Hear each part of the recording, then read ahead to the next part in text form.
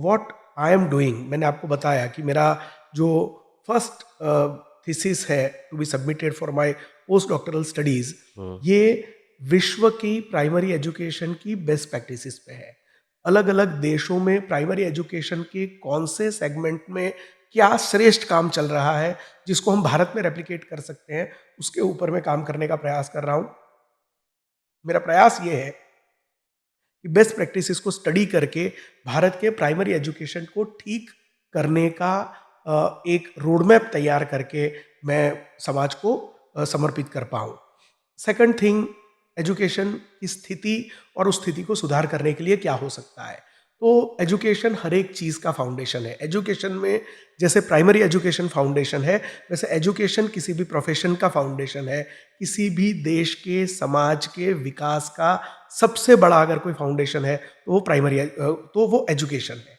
और एजुकेशन कभी भी अपनी श्रेष्ठ स्थिति में नहीं पहुंच सकता। कोई ऐसा नहीं कह सकता कि एजुकेशन सर्वश्रेष्ठ है, इससे ऊपर कुछ हो ही नहीं सकता, ऐसा नहीं होता। एजुकेशन हमेशा जहाँ है वहाँ से और बेहतर हो सकता है। हमारा एजुकेशन का सिस्टम जो है, मैं रिक्वेस्ट करूँगा, मैं सजेस्ट करूँगा कि जो नई एजुकेशन पॉलिसी है, नेशनल एजुकेशन पॉलिसी, इस पॉलिसी में बहुत सारे क्रांतिकारी विचार, बहुत सारे क्रांतिकारी सुझाव लाए गए हैं, इंट्रोड्यूस करने का प्रयास किया गया है। सिर्फ प्रयास हुआ है, इम्प्लीमेंट नहीं हुआ?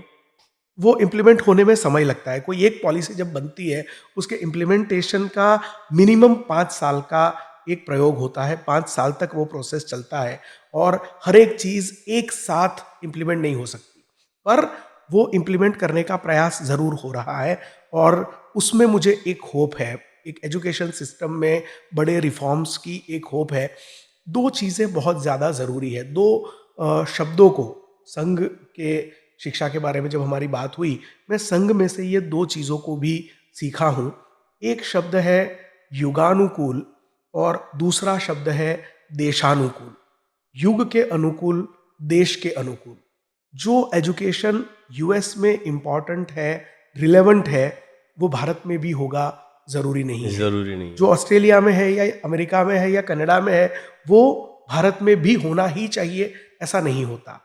इसी प्रकार से जो एजुकेशन आज से 25 साल या 50 साल या 100 साल पहले था, वो आज भी रिलेवेंट हो, वो ज़रूरी नहीं है। समय के साथ, भौगोलिक स्थिति के साथ बदलना ज़रूरी होता है, अपडेट होना ज़रूरी होता है, अपग्रेड होना ज़रूरी होता है। और मैं व्यक्तिगत रूप से ऐसा मानता हूँ कि जहाँ पे जो श्रेष्ठ है, भारत की जो संस्कृति है, वो सभी दिशाओं में से सभी प्रकार के शुभ विचारों को स्वागत करती हुई संस्कृति है। उसको स्वागत करते हुए उसका स्वीकार करने की संस्कृति है। तो इस संस्कृति का एक्चुअल आचरण क्या होना चाहिए? हमारा जो था वो सबसे श्रेष्ठ था या हमारा जो है वही सबसे श्रेष्ठ है, इस गुरुता ग्रंथि से, इस सुपीरियरिटी कॉम्प्लेक्स से बाहर आना ज़रूरी है।